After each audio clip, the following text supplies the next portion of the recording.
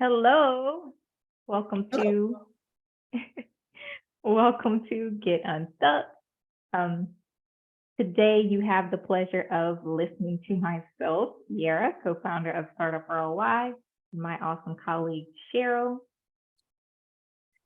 I'm actually the head of sales. I'm one of the sales advisors with Startup ROI. So we're excited to be here and talk about all things getting you to traction, more or less, right? Yeah. Definitely. So a common theme that I've been seeing with the startups I've been communicating with over the past few days has been market entry. How do I break into the market? More specifically, how do I go from a wait list to customers to, now I have customers, or how do I kind of transition that whole journey? There are a number of things, and of course, this is very specific to you, to who you're targeting, to what you're building. But first things first, if you are coming, I'd say from an angle of, I have waitlist.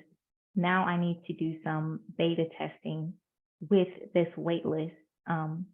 Because of course, I'd say number one thing, before I skip over this, you don't want to launch an untested product into the market.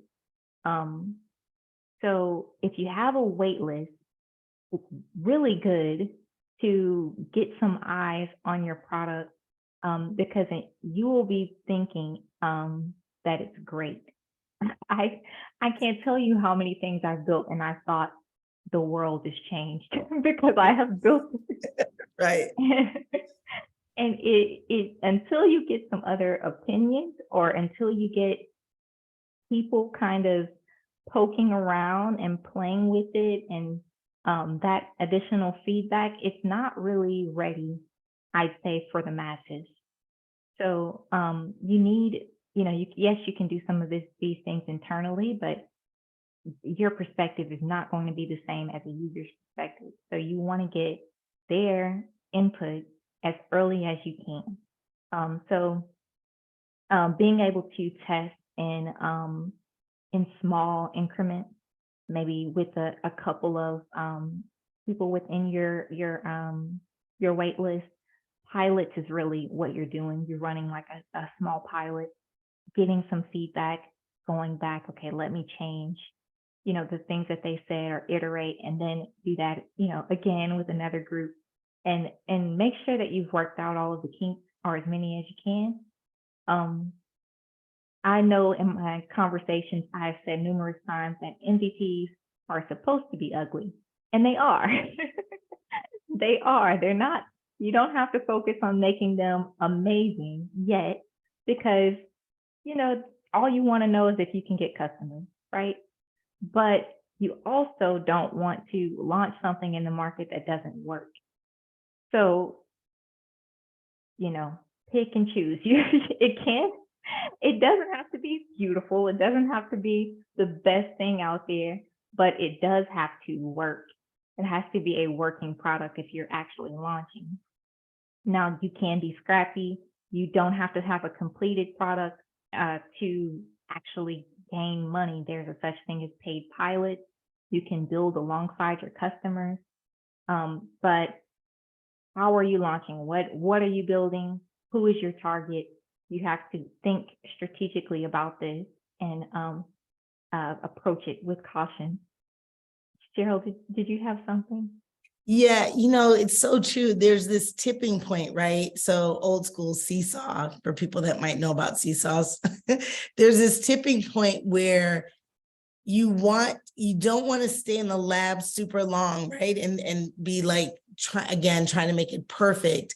And you want to come with what's called the shitty first draft, if I can say that, SFD, and just basically know that the framework's built and it's working, and you can start to have people test it. But at the same time, you do want it to be working. So there's this tipping point of like, when is it ready to be tested, and pulling the trigger and saying, I'm going to have them test it. This is literally entrepreneurship is about testing. That's all it's about.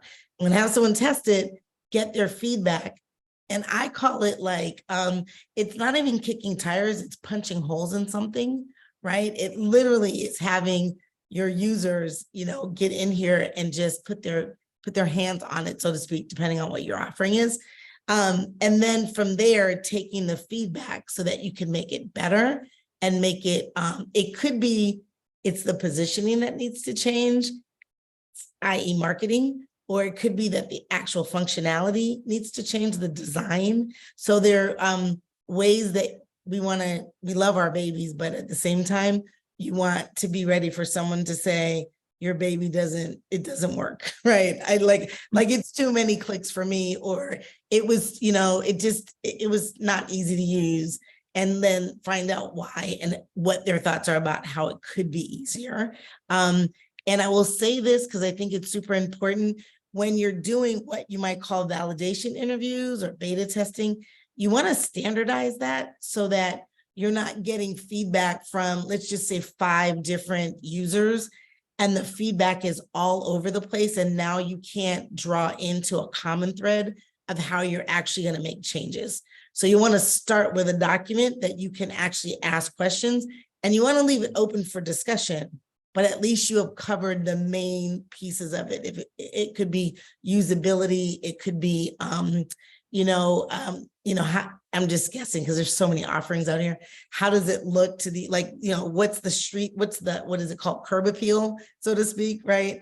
How accessible is it? Like, you want to ask some key questions around your specific offering in a very standardized manner, and then leave open areas for feedback so that you at least have a common thread to go from. Otherwise, you will be all over the place trying to design something that isn't even possible because you've got opinions from 5 different people that pull you in 5 different directions. So, yeah.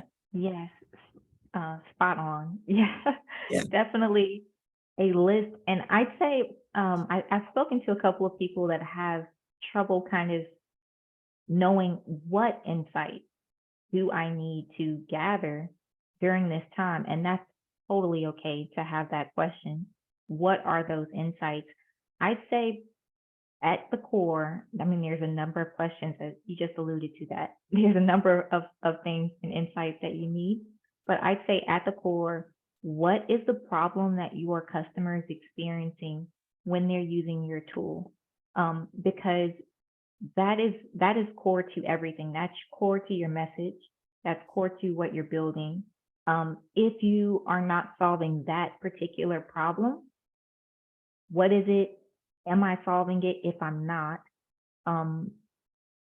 try to record that, and then get multiple opinions from other users about the problems that they were trying to solve. If it is a pattern that they each are having a similar problem and looking to your solution for that, then you need to change something about your solution. Now, I of course am talking about quantity, and this is an analytical metric. So volume matters. How many people are you speaking to? How many opinions are you getting, and how many of them are consistent? So I'm not saying listen to 2 to 3 people. They say the same things. Don't lead them to say the same things. Also, let it come naturally. But you want to make sure that you're getting a balanced amount of data, and that you know how to make smart decisions based on what you're hearing. So don't get really discouraged if you only hear it maybe once or twice, and then you start going to your software and you're changing everything really quick. Try and wait it out, clinch up if you have to. I know it's painful watching someone use something and they're not enjoying it. So clinch up, bear through it, let them give you their honest feedback, and then think about the changes that you need to make. I'd say this is a pivotal point for you. So if it is that you are speaking to, this is going into something that's a little bit deeper, but I'm thinking of target audience. So let's Yeah. say your target, the users that you're speaking to, all, if it's a B2B product, they all are in the same position in the same types of companies. I would challenge you to, if you're getting the same feedback from them and you have done kind of your market analysis to see how many customers you can get from this target audience, I would challenge you to take that same sample and use it toward an adjacent, try to get an adjacent opinion from another audience. Because if it just so happens that there is another audience that uses, like, you've actually been designing your product and it's solving their problem and you don't have to make as many changes, and the market is large enough, launch to them. Yeah. Launch to them as opposed to the others. And that's something that you can only learn by being patient, reviewing your data, and iterating. So what are your thoughts, Cheryl? That's my thoughts about that. Yeah, I think of late, I want to say in the last 30 days, whole companies have more or less been put out of business because products and offerings have been repurposed and taken over a market, right? So we're not right now, I'm not talking AI specifically or even technology, but it happens all the time where something comes in and gets kind of like, oh, it could be used for this too. And now it really shuts down like a whole market segment that may have been around for a long time. So I think that's a key point, is like being able to see what problems out there, could be, I'll call it dual diagnosis, so to speak. And the other thing that Kiara, you brought up, which I think is a really, really good point, is when looking to see what problem your customer is having when they look for something like what you're offering, you'll want to understand that in the sales realm of this, our buyers, all of us, every single one of us right now will go out there and research not only the problem, but also potential solutions. And we pretty much will march down the path at about 50 to 60, sometimes even 70% of trying to solve it online, right? We're all guilty of this, even in the medical field. We're like, what are the symptoms? Let me look it up, maybe go in and tell my doctor what I think I have. But because we have access to so much, your buyer, your prospective buyer is doing a lot of their own research. And so understanding what are they looking for? Like when you look for the problem that they're solving, another step beyond that might be, well, how did you look for the solution, right? Or do you look for a solution? Because if they're not looking for a solution, that means you're now educating them on the product. And that can be an additional path, right? You could be, adding another lane to what you need to do around your offering. So just an idea. When you brought that up, I was like, yeah, it's really important because we all do it.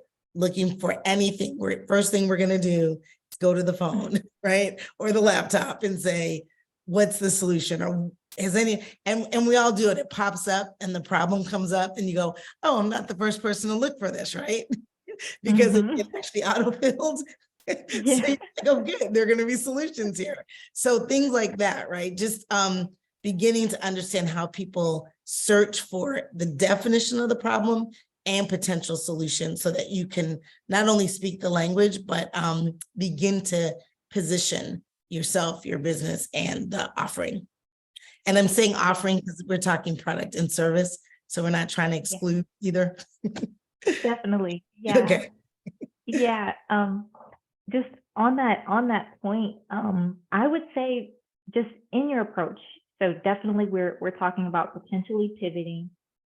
If and I know that it's difficult to think about, should I pivot? Is this a good time? Is this a good market to pivot? Should I do it? I know that there's a couple of different things that could have happened that have brought you to this point. So maybe you've built out your full product. Maybe you don't understand what the scope of an MVP is, and you've built out a massive product. This is it. And now this change could mean money. It could mean so many things. I understand that. So you don't take a pivot lightly, right? First, if you are watching this video and we have caught you at a good time, an MVP is simple. It's only a minimal viable product. Don't overdo it too early because of the things that we're talking about. There's going to be moments when you need to pivot the product in order to be profitable. So if you overbuild in the beginning and you spend all of this time and months and money, it's so painful. It's so painful to then come to the conclusion that I need to pivot, otherwise it's going to sink. So try not to do that. I hope you haven't, and you're listening to this video. I hope you're not there. But if you're listening to me, even if you spent so much money doing this, don't keep pushing something that isn't going to work. If you can grab a market quickly, go after the market that you can get fast, because you also have to consider that not only are you spending time and money on a product, going after a market means that you now have to spend time and money on marketing and sales. So you want fast growth. That's what you're chasing. Looks like you have something, Cheryl. Go ahead. I totally agree. And I'm gonna say, I'm gonna know that both of us have likely learned this the hard way.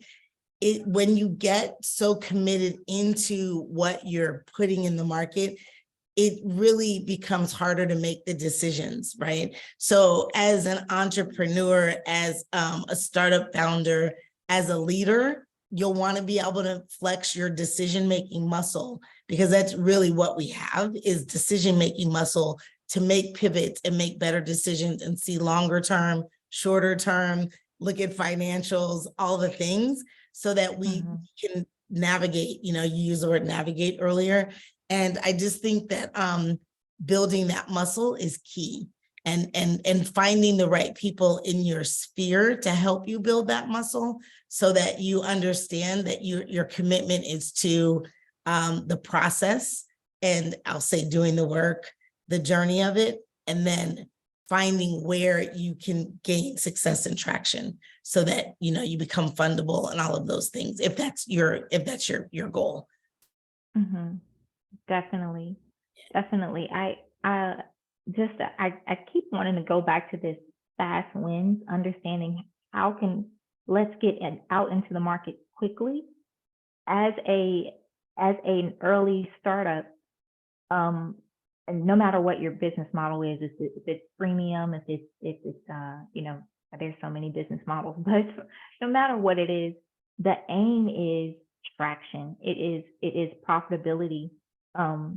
You need traction for a number of reasons. You need it to prove the product in the market so that you can gain, of course, more customers. You also need it to gain allies, partners within your space, because it's very difficult to get people to jump on board with you if they can't see where you're headed. So you need it for that reason. And then you need it for if you're trying to fundraise. Many investors won't let you get very far in a conversation without wanting to know how much traction do you currently have. So all of those things you need to think about. Maybe it's the case that you have a dream target audience. I ultimately want to target Toyota. For example, I ultimately want Toyota to be my customer. And I'm putting all of this effort into reaching Toyota and companies similar to Toyota. Toyota's not responsive. This is an example. Toyota's not responsive. So if you can get a smaller company that is more readily available, they can chat with you more. You can actually maybe advance your product alongside them within that company. That is a fast win. So I'm not saying abandon Toyota, I'm saying, think about the pros and cons. What is the faster win?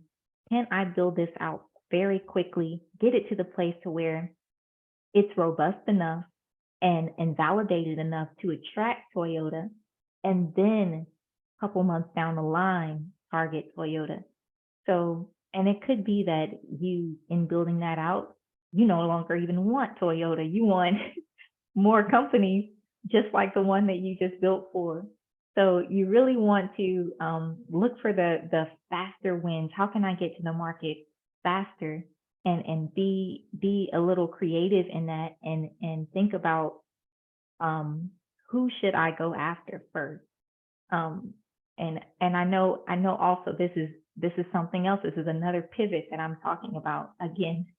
So this is a pivot in your overall vision, where you're wanting to take the company. And that is something even that you shouldn't be fully invested in at the beginning. You should be flexible enough to let the market shape what you're building.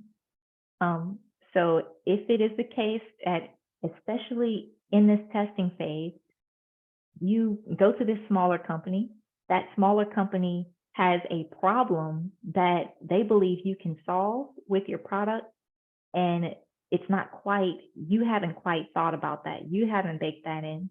But the company is like, oh my God, if you can do this, I'll pay you whatever. If you can fix it, you can solve it, then do that. Do that. Even if it means that you'll have to have, 2 different products, maybe. Do that. Just get the fast win. Because having that backing, that is the thing that will move you forward to the next milestone. Otherwise, you are going to struggle out here. And I can tell you from experience, you are going to struggle if you miss those opportunities. So look for them, take advantage of them. What thoughts do you have? Yeah, I absolutely agree that you're talking validation, right? All the way across the board. It's just validating. And a lot of times, to your point about going for what you would call enterprise market, like a Toyota, you'll have an even better chance if you've validated it smaller, mid-market companies, right? Because then they know that someone has punched holes in it before, and they're not, the enterprise companies don't move as quickly. So they're going to put time, energy, resources, capital against something. It needs to be something that they feel pretty confident that they can get to their end goal with. So to your point, like validation and quick wins are really great. And it will help you navigate the landscape, right? So one thing that we talked about before we pressed record is the idea, and then I'm going to tell you a favorite quote I have, which is related to this, but we talked about positioning. We talked about your presence in the market and being sure, again, it doesn't have to be perfect and stellar, but it's strong enough for you to be able to articulate it, understand the problem you're solving, the perceived value in the market, and then what your vision is, right? So being able to articulate those things confidently. I would even say confidently, because it's one thing to, I've been there, to fumble through it, and the ers and the uhs, and I think, all of those things, but to confidently be able to articulate that is key. One of the quotes that I love, I probably have 3 quotes that I depend on often, but one of the quotes I love is a Bruce Lee quote, and it's "Be like water." And I love that quote, especially in this economy, in this business environment. And to me, I've never had a conversation with Mr. Lee, but to me, what that means is literally just, kind of morph into things and flow to where you need to flow to, so that, and be like water and fill in gaps and that kind of thing, which is what business, what I'll say all business is about, really. I was going to say profitable, but nonprofits fill a gap. And so at the end of the day, it's be like water, and just, just understand where you flow, but also be aware of the decisions you're making, so that, again, you don't go all the way down a path. Talking to people out ahead of you, which is what we do with the accelerator members that we work with, talking to people out ahead of you so that maybe they can help shore up what area you're going into, or what step you missed, or what steps you've done great. We do all of that. So yeah, you nailed this. One piece you might look at is this one, right? And then you can make better decisions for yourselves. I'm a Bruce Lee fan. I love that quote. I do too. Yeah, yeah, and it's exactly how you need to be. I'm actually thinking of a startup whose story I was listening to, and you guys would probably not know this startup even if I brought up their name, but I was in a group call with this particular startup, and they were running their pilot. They were in their initial stages, and there was a company in another country. There was a company in another country from the founder that was very open to this startup coming in and solving problems. They saw alignment. They were very open. This founder, because he was flexible, moved to this other country. That company gave them an office space within their company, and they essentially became like an employee of the company, built their startup within the company, and then from there they expanded to one other company after the other in that country, because they were just flexible enough to solve that company's problem really well. And I was so inspired. I think this story I heard about a year ago, but it stuck with me.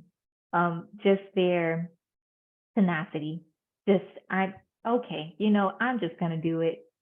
I'll move to another country. I'll take up that office space and solve the problem.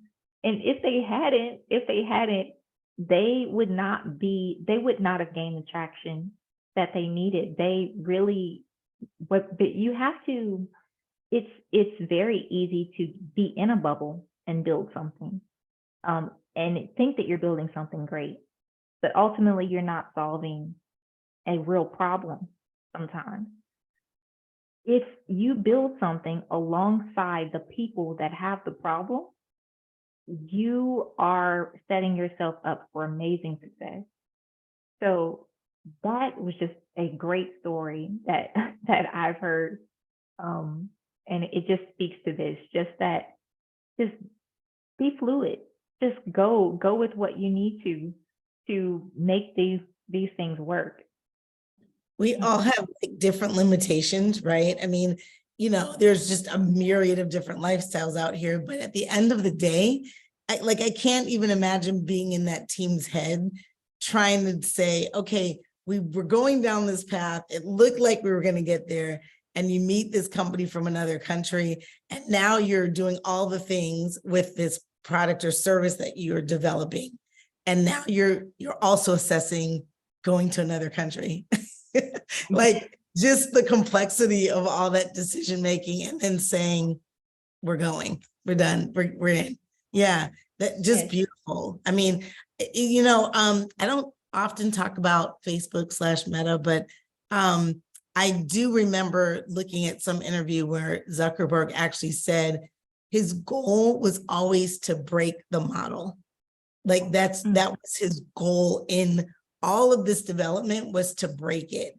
And I always thought that was so interesting, because when you think about any large organization that rises to the top, like in Amazon or whatever, you don't think that they're trying to break things, but in fact, they are.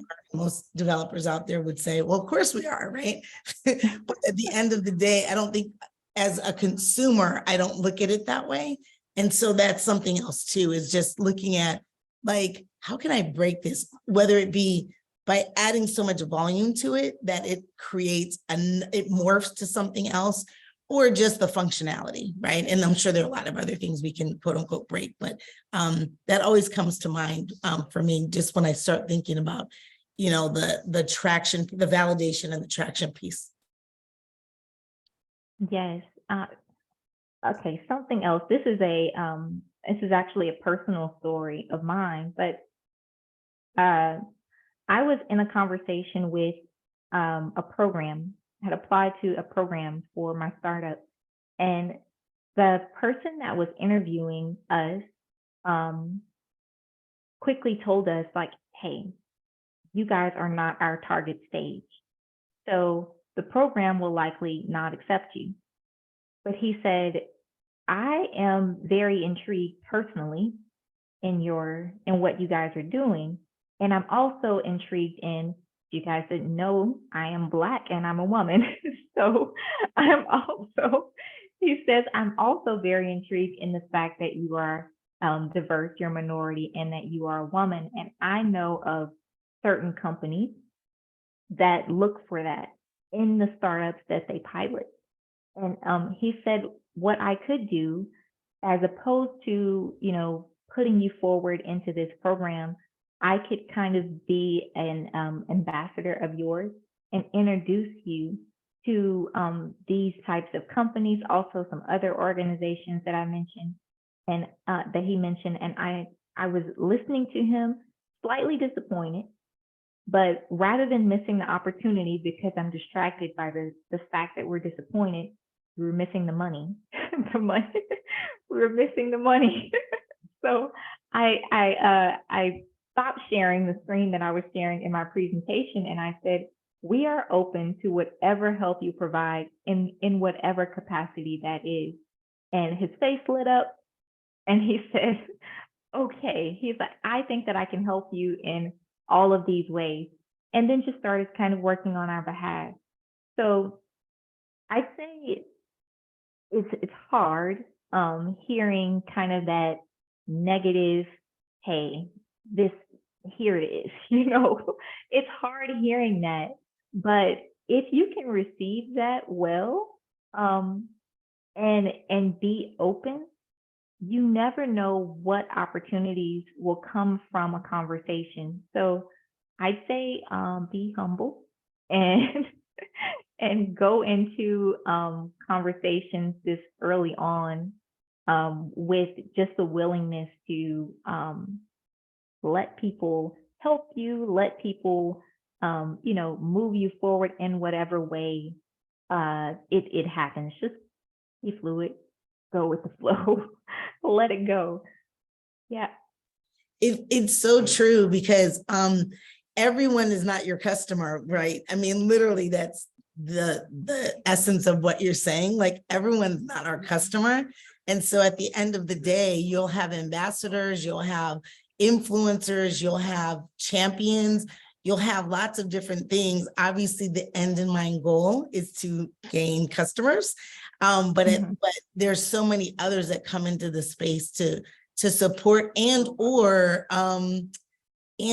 again, I'll go back to kick holes and things, right?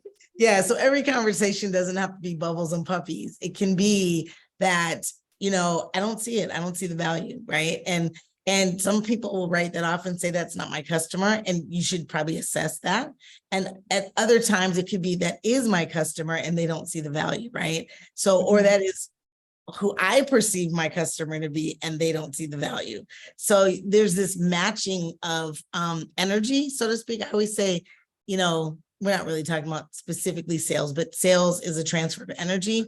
There's this match energy that you'll need to understand around when someone says I see no value, right? So kind of assess that, like, this is my perceived client. They don't see value. Am I in the right pond, right? All of those things. And you start asking yourself questions, and there's this inherent assessment that you're always doing around feedback that you're getting. So, and don't hesitate to, just have mentors around you, right? I mean, again, that's what we do, but I mean, regardless, if you're not part of Startup ROI Accelerator program, always have some level of mentorship or ambassadorship around you to help with the navigation. Yeah. Yes. And just the fact that you mentioned our program.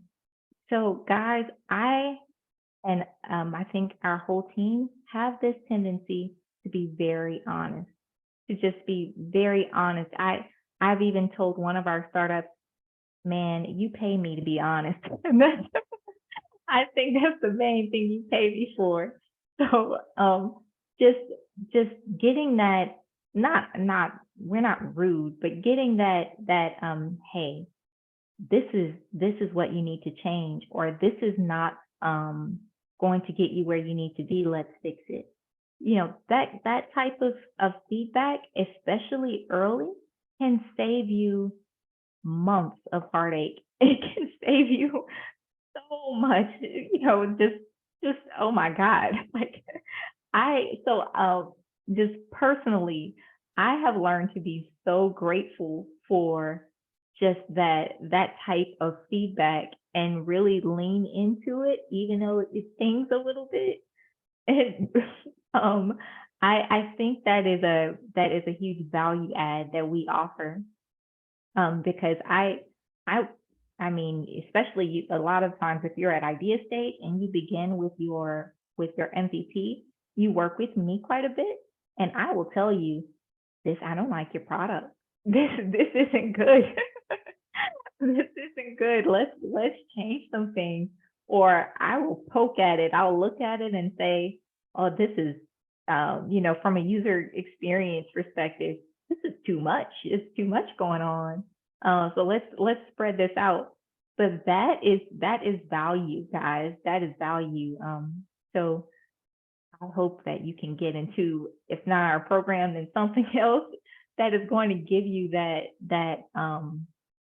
real time, hey, this is the honest truth. Let's see how we can change things so that you don't, spend all of this time going in the wrong direction. Yeah.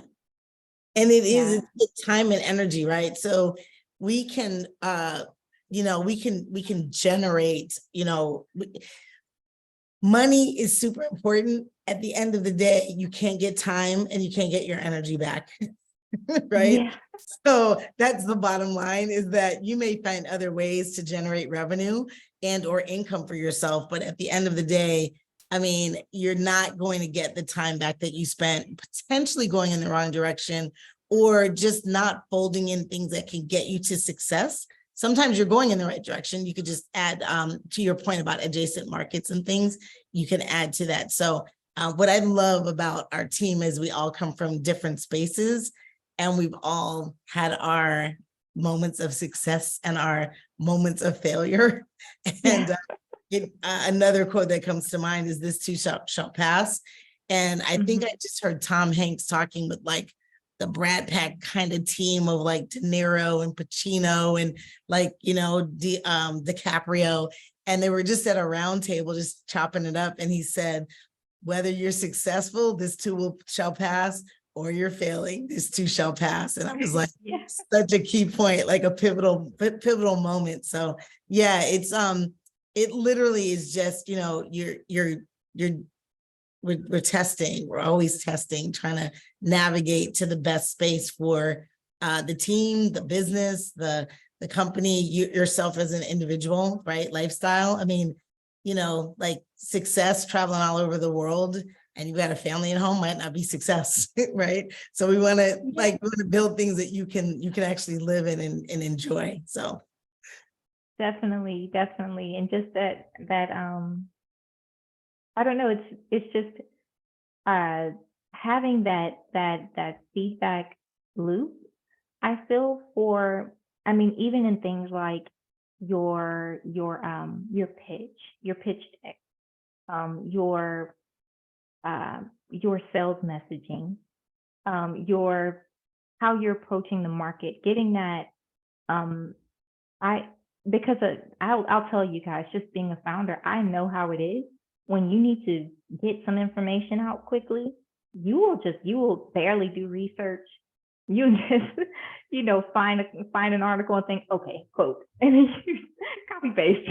Here we go, got it, done. This is my problem statement, and you'll do this quick research. Well, you present that to us. I know. I'm a, I'm a founder.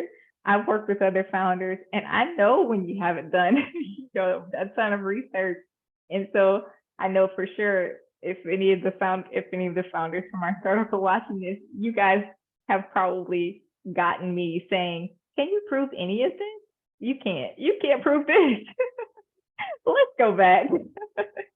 Let's go back. So that kind of stuff is it's the reason the investors say no during the pitch competition. It's the reason that your very experienced, overworked customer looks at your presentation and says, well, I have 3 other tools and I use these 3 other tools to accomplish this. How's yours better? And you can't respond. It's that the things that people are going to see that you think you can slide right on past them, they're going to notice.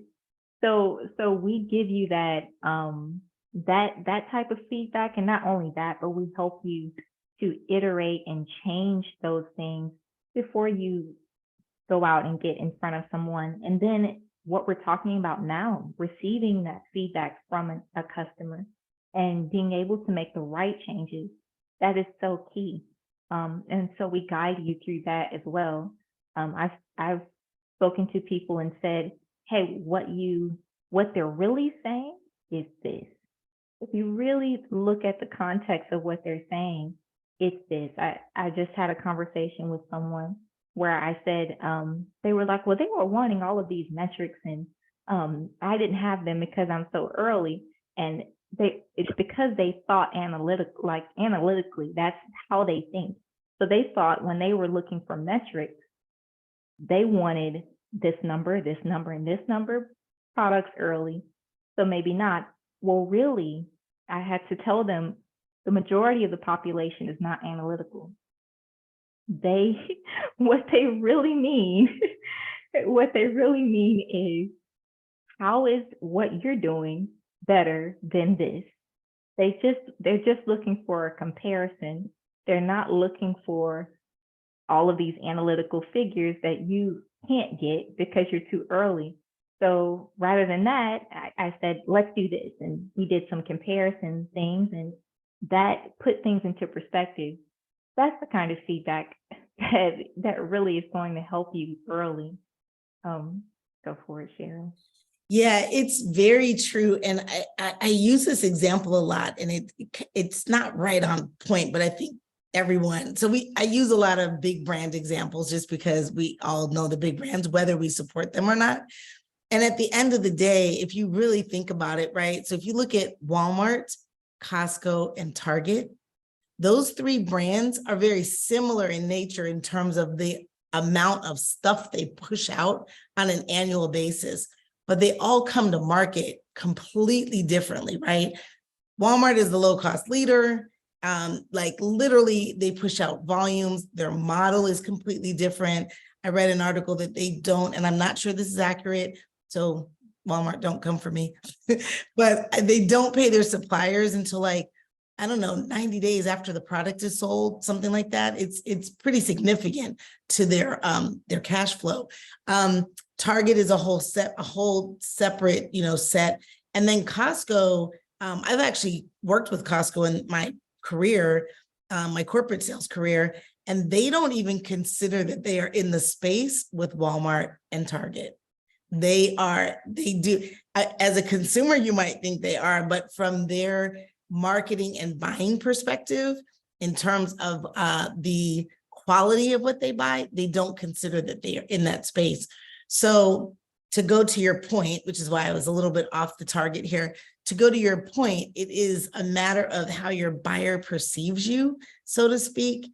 And really when you come in and your positioning, right? So understanding what your positioning is, and I'm not suggesting you go Target, Costco, Walmart. I'm just saying, what is your positioning? And a lot of times what we're selling is not necessarily what we're selling. You could be selling access, right? So you could be coming to market with access to something. and not realize that that's the big deal, is that you're giving people access, right? Or it could be the functionality. I've seen plenty of products that it's 2 less clicks and people love it. The buyers love it. They're like, Wow. I didn't want to click and jump over here. So, right, you wouldn't think so, but if in an era where we're just constantly clicking, if I can get to, I mean, think of the digital wallet, right? I personally think USPS completely missed even bill pay, right? Had they Wow, yeah.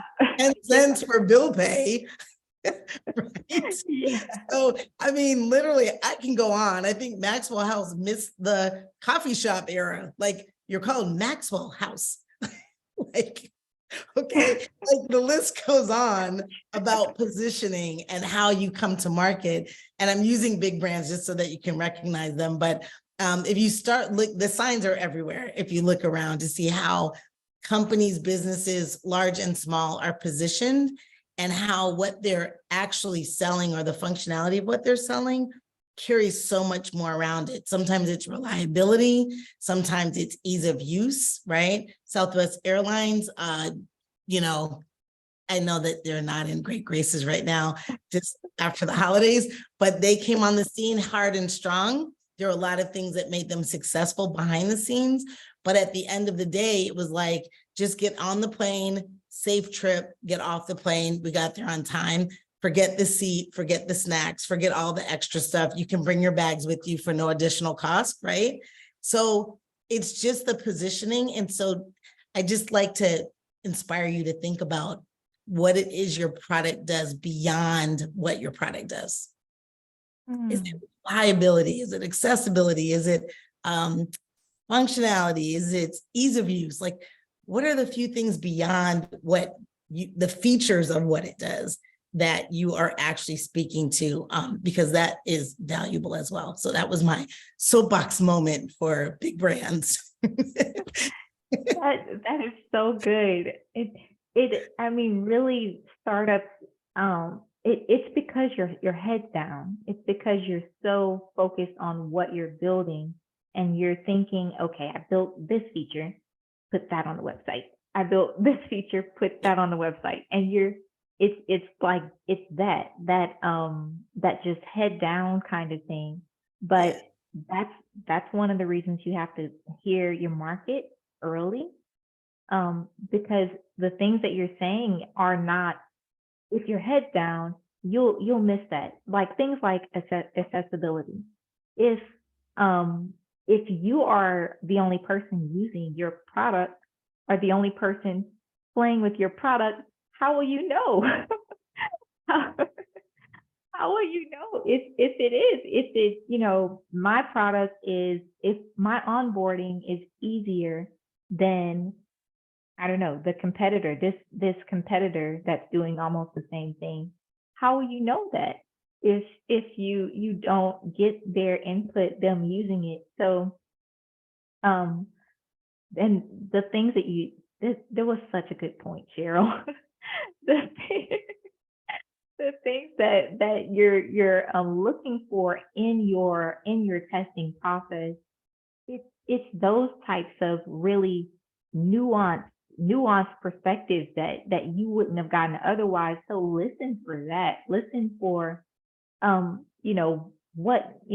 your customers questions like, what was it about this experience that kind of made you really appreciate some, or don't lead that way, but it's something along those lines. What made this experience good or bad? That kind of thing, so that they can tell you stuff like, I used Walmart Marketplace and it was so bad. It was just so hard for me to navigate. And now I'm using, now I'm using Target, and oh my gosh, it was such a breeze. They can say things like that, and you take that, run with it in your marketing, and then take that also and improve your product even more. So this is what they really like about my product. I'm going to make sure they like this even more, and I'm just going to improve that piece. because just to be honest, even if the rest of your product is shitty, it sucks, but this part is awesome, then you've got a selling point. It's a seller. Whole businesses have been built on that exact premise, right? Of accelerating what the market loves, and the rest of it is either shitty or just mediocre, right? So, but it's the experience. And I think our co-founder, Paul Claxton, alluded to this in one of the calls previous to this one, where he talked about the age of the customer, meaning this is the age, the era of the customer. And so we're no longer in this space where the seller is in charge. And so literally the buyer has pretty much all the power. And that's why we're talking about what we're talking about regarding positioning and market perception. And just without you building the whole road, just having this on your radar as you talk to people, right? Because if you've never heard it, I always say, you can't speak Spanish without speaking Spanish. You can't dance without dancing. If you've never heard this conversation, you might, as you said, be head down, building, growing, developing, and then look up and it's like, oh, now I need to get this feedback. And maybe you'll remember, like, I remember they were talking about making sure that it was this way or that way. And we only know this because we've been through it with others and ourselves. Yes. Definitely. So I think this is, if you don't grab this, take some notes and apply it, you're missing out. This is really how you should think in approaching your testing process and approaching how do I transition and break into the market. It's this. It's not. Don't get overwhelmed by the whole journey. Oh, I need to get 20,000 customers today. Don't get caught up in that. Think about this mindset, these small incremental pivots, this small things that you need to look for when people are giving you feedback. Think about being fluid. Think about being just open to how you're solving a problem, how you communicate the solution. And guys, just highlighting this one more time, just from a perspective, because I just have so much experience in the tech space, but I know everyone's talking about AI and you're very tempted to say artificial intelligence, ta-da, and walk away. That's it. This is what I do. Yeah.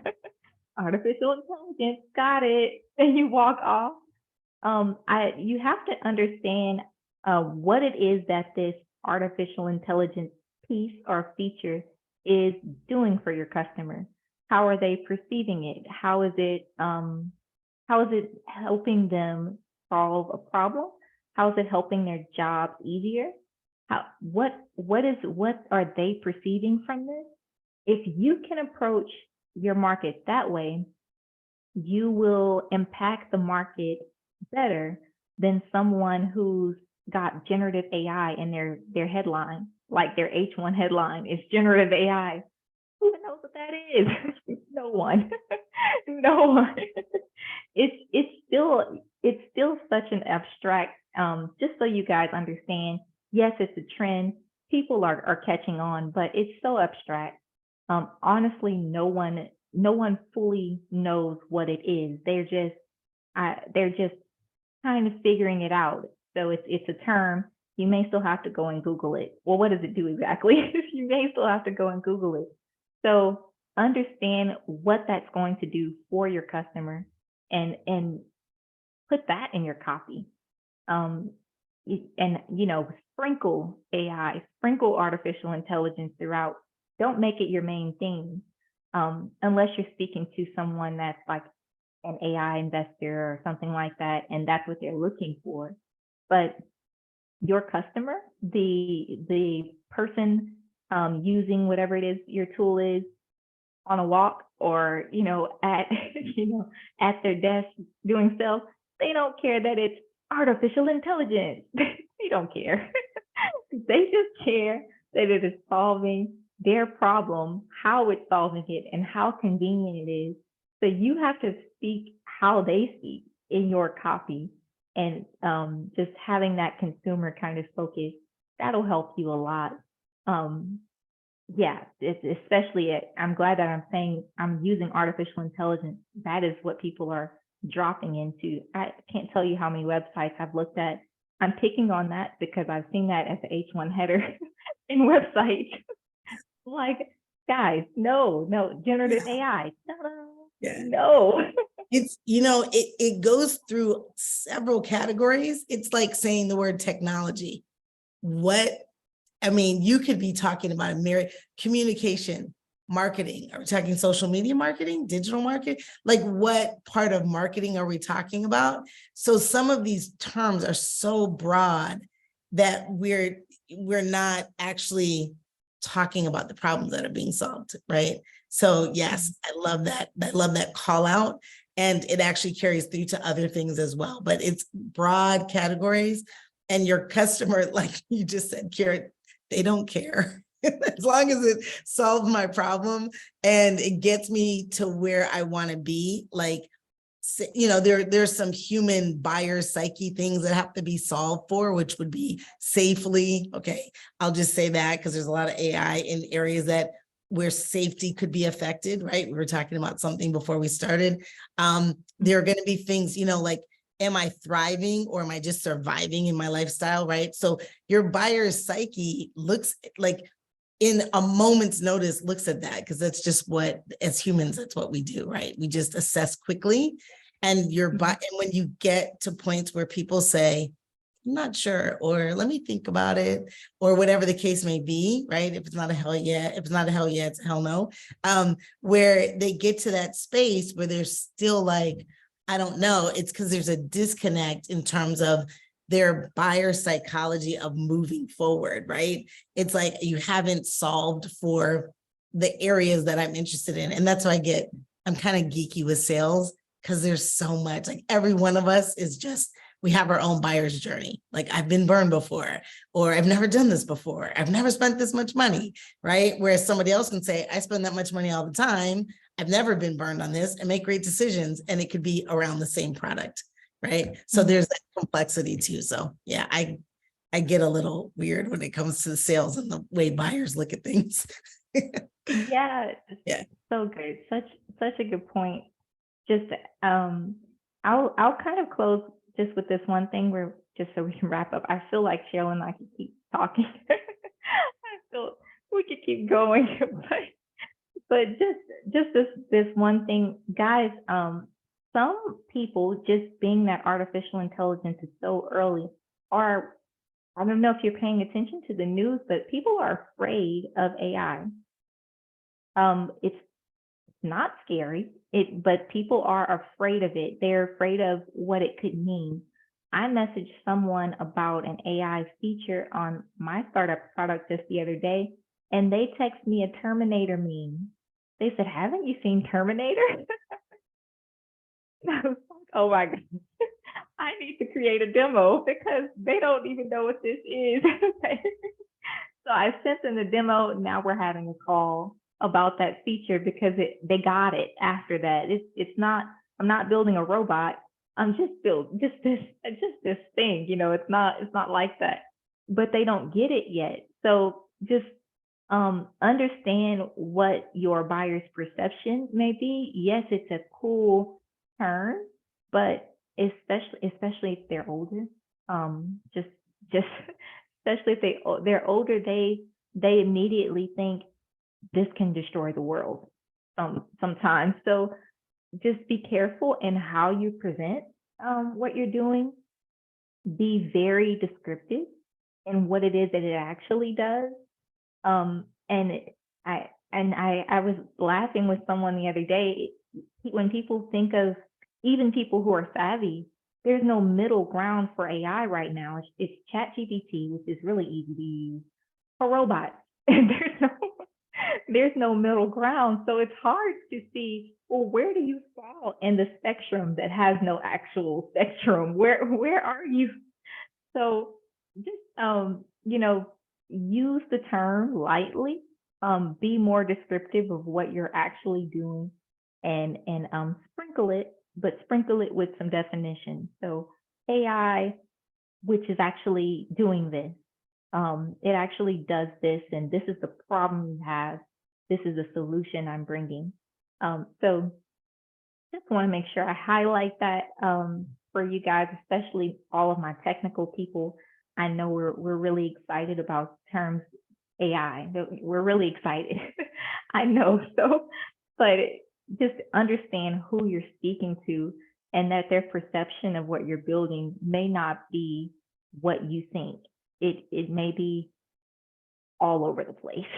So consider that. Did you have anything you want to add, Cheryl? No, I agree that we could talk forever. And so we'll wrap up. But at the end of the day, I'm just going to say that we've been here before with other things. So if you really look at the just the wave of how things are introduced, right? I wasn't here when the TV was introduced, but they thought the TV was the devil, right? You know, like the wave of how things are introduced and how it takes time to acclimate, and that education process. SaaS was never really carried, well, I shouldn't say never. For me, I didn't see that it carried a connotation that way, but SaaS was the same, like it had to be defined, right? And so we're in a space now where AI is gaining some definition around lots of different things that I won't mention, because then Kiara and I will be here for 4 more hours. Yeah. Yeah. So yeah, I think I love the point that you just made. That's perfect point. Yeah. So good. So I hope you guys have soaked this up. I hope you've loved it. I hope you understand how to navigate at least that initial journey. I want to leave you with, don't do it alone. We are here. We want you in our program. I think you haven't submitted your evaluation. That is our process. Submit an evaluation, book evaluation session, and we will look at your startup and just assess alignment with us and how we can help. We want to make sure that we can help you. But guys, don't do it by yourself. Burnout is real.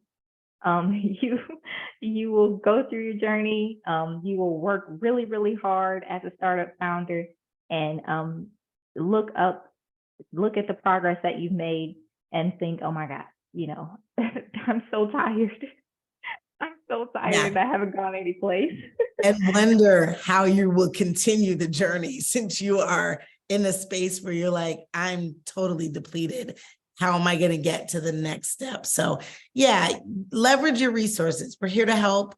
The evaluations are, Kiara's crushing it with the evaluations, and just being able to get some structure to how you move forward, right? And again, and the point is, we want to make sure that we can help you. So that's another piece of it, which is the part I love, is we're not looking for everybody. We're looking for people that we can help. Definitely. So guys, the website, startuproi.com, go there, complete an evaluation, and let's see what we can do.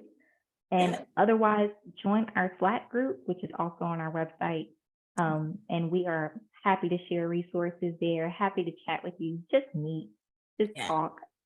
Don't be afraid to direct message me on Slack, because I actually like it. I'll say, hey, what's going on? What are you guys doing? So we're open and we're here. Thanks a bunch for watching. Yeah. And we will see you again. Always a pleasure. Thanks. Bye.